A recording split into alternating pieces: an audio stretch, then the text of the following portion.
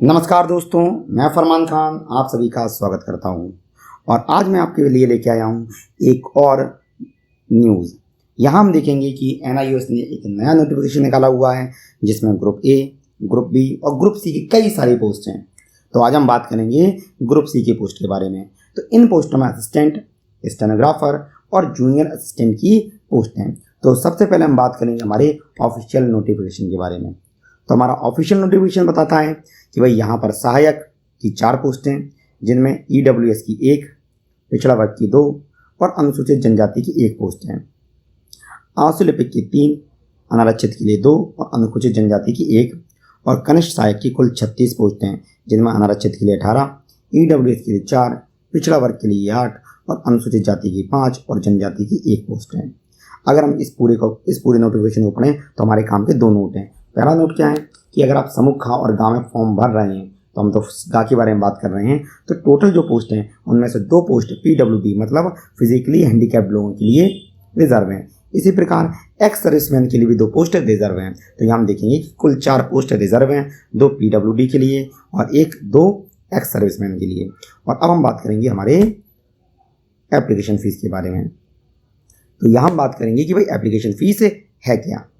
जैसा आपके स्क्रीन पर लिख के आ गया होगा कि एप्लीकेशन फीस क्या है। तो यहाँ सबसे पहले हम देखें कि हम लोग फॉर्म भरने वाले हैं ग्रुप सी के लिए, मतलब समूह गा के लिए। तो अगर आप जनरल कैटेगरी के हैं या फिर आपकी कैटेगरी पिछड़ा वर्ग है, तो आपको फॉर्म के लिए देने होंगे 500 रुपये। ध्यान दीजिए, अगर आप किसके हैं, पिछड़ा वर्ग के हैं या जनरल के हैं, तो आपको 500 रुपये देने पड़ेंगे। वहीं अगर आप अनुसूचित जाति और अनुसूचित जनजाति या ईडब्ल्यूएस के हैं, तो आपको 150 रुपये फॉर्म फीस देनी होगी। इसके अलावा आपको ट्रांजेक्शन शुल्क भी 50% देना होगा। तो आपने क्या देखा कि अगर आप ग्रुप सी मतलब समूह गा का फॉर्म भर रहे हैं और आप अनारक्षित हैं या फिर पिछड़ा वर्ग के हैं, तो एप्लीकेशन फीस है 500 रुपये। वहीं आप अनुसूचित जाति, अनुसूचित जनजाति या ईडब्ल्यूएस के हैं, तो आपका शुल्क है केवल 150 रुपये। इसके अलावा प्रोसेसिंग फीस आपकी 50 रुपये और ली जाएगी। अब हम बात करेंगे कि भाई हमारी एलिजिबिलिटी क्राइटेरिया क्या क्या है। तो सबसे पहले हम देखते हैं कि हमारे स्क्रीन पर लिख के आ जाएगा एलिजिबिलिटी। तो यहाँ जो एलिजिबिलिटी दी गई है वो पोस्ट वाइज दे रखी हैं। तो सबसे पहले हम जो बात करेंगे वो होगी हमारी पोस्ट ऑफ असिस्टेंट। मतलब अगर आप असिस्टेंट के लिए फॉर्म भरना चाहते हैं, तो यहाँ पर एज लिमिट है 27 साल।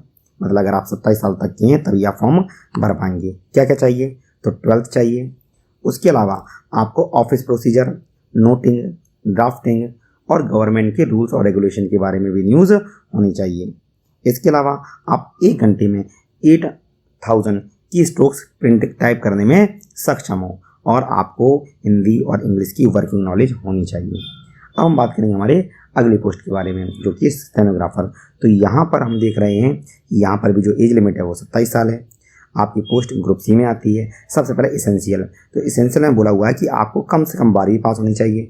इसके अलावा आपने कहीं पर किसी जगह पर एज अ सेक्रेटरी कार्य किया है तो उसका कोई डिप्लोमा या फिर सर्टिफिकेट आपके पास होना चाहिए। तीसरा, आपकी हिंदी और इंग्लिश में आपको 80 वर्ड पर मिनट की स्पीड से शॉर्ट हैंड लिखनी होगी और कंप्यूटर पर टाइपिंग की स्पीड होनी चाहिए 1 घंटे में 8000 की स्ट्रोक। और इसके बाद आता है डिज़ायरेबल।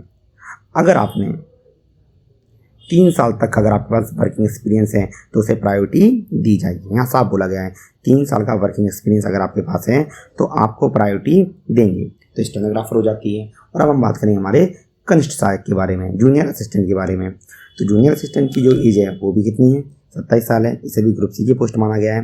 तो सबसे पहले यहाँ पर इसेंशियल, तो यहाँ बोला गया है कि आपके पास 12वीं पास की होनी चाहिए। इसके अलावा आपको कंप्यूटर पर 6000 की स्ट्रोक्स मतलब 6000 की स्ट्रोक 1 घंटे में टाइप करने आने चाहिए और आपको हिंदी और इंग्लिश की वर्किंग नॉलेज हो। इनके अलावा अगर कोई व्यक्ति बैचलर है, यदि किसी ने कंप्यूटर एप्लीकेशन में सर्टिफिकेट कोर्स कर रखा है या फिर उसे किसी गवर्नमेंट ऑटोनॉमस बॉडी में 2 साल का इसी तरह के कार्य करने का एक्सपीरियंस है, तो उसे प्रायोरिटी दी जाएगी। मतलब बैचलर डिग्री वाले, जिसने कंप्यूटर में कोई डिग्री या डिप्लोमा ले रखा है और जिसे 2 साल का अनुभव है, उसे यहाँ पर क्या होगा, प्रायोरिटी देंगे। तो यहाँ पर हमें तीनों पोस्ट के बारे में जो एलिजिबिलिटी थी वो हमने देख ली। अब हम बात करेंगे हमारे सिलेक्शन प्रोसीजर के बारे में कि भाई यहाँ का जो सिलेक्शन का तरीका है वो क्या है। तो जैसे कि हम देखते हैं हमारी स्क्रीन पर आ जाएगा थोड़ी देर में।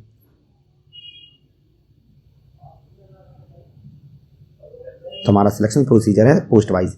तो सबसे पहले हम बात करेंगे कि असिस्टेंट के लिए क्या तरीका है। तो भाई असिस्टेंट के लिए यहाँ पर क्या होगा कि आपके दो तरह के टेस्ट होंगे। सबसे पहले होगा रिटन टेस्ट और उसके बाद होगा स्किल टेस्ट। तो रिटन टेस्ट के बारे में बात करें तो यहाँ पर दो पेपर हैं। पहला पेपर है ऑब्जेक्टिव और दूसरा पेपर है डिस्क्रिप्टिव। ऑब्जेक्टिव पेपर 2 घंटे का होगा और ये होगा कुल 100 मार्क का।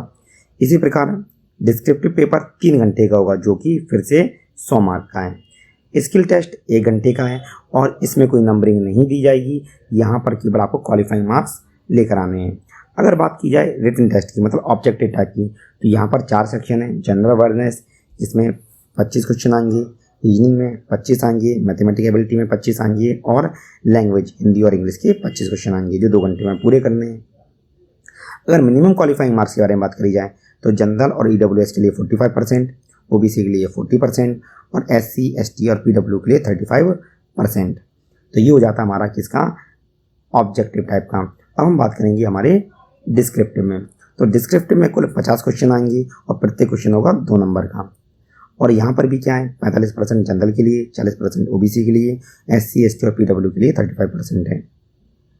अगर आप डिस्क्रिप्टिव जब दे दोगे तो डिस्क्रिप्टिव के बाद होगा आपका स्किल टेस्ट जो कि मैंने आपको बताया 1 घंटे का होगा। अब हम बात करेंगे हमारे डिस्क्रिप्टिव में आएगा क्या क्या। तो भाई ये डिस्क्रिप्टिव 100 नंबर का है। तो यहाँ सबसे पहले जो चीज़ है ये 2-2 नंबर के क्वेश्चन है और आपको लिखने होंगे। तो यहाँ डिटेल आपको सिलेबस दे रहा हूँ मैं।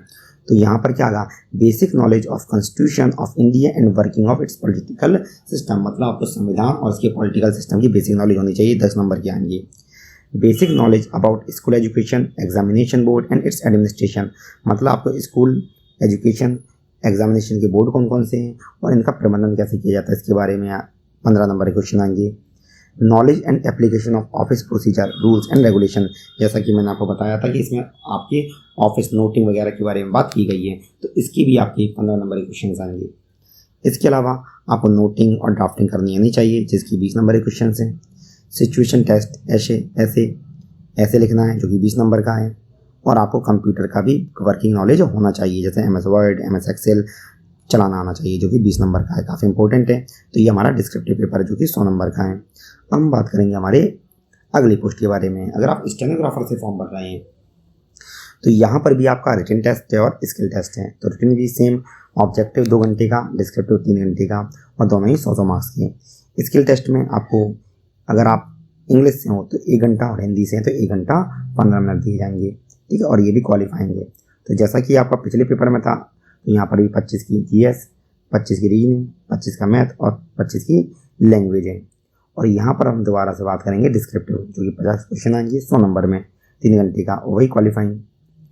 अब हम बात करेंगे कि वही चीज़ इसमें भी क्या है आपका कॉन्स्टिट्यूशन, स्कूल एजुकेशन के बारे में, ऑफिस के बारे में, हिंदी और इंग्लिश की ड्राफ्टिंग आनी चाहिए, ऐसे आना चाहिए और आपको क्या है कंप्यूटर की बेसिक नॉलेज हो, तो वही 100 नंबर का पेपर होगा। तो अब हम बात करेंगे हमारे जूनियर असिस्टेंट के बारे में। तो जूनियर असिस्टेंट में केवल 1 पेपर होगा जो कि 2.5 घंटे का होगा और ये होगा टोटल 200 मार्क्स का। तो यहाँ अगर देखें इसके अलावा यहाँ होगा 1 घंटे का स्किल टेस्ट जहाँ पर आपको केवल क्वालिफाइंग करना है।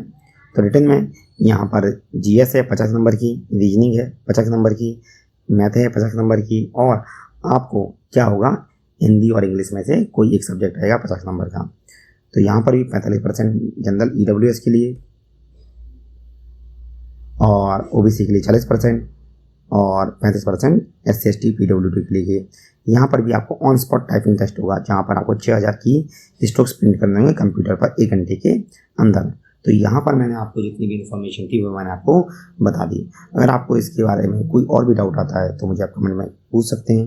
तो मिलते हैं नेक्स्ट वीडियो में। अगर आपको यह वीडियो पसंद आया हो तो इसे लाइक कीजिए, चैनल को सब्सक्राइब कीजिए और इसे अपने दोस्तों के साथ भी शेयर कीजिए।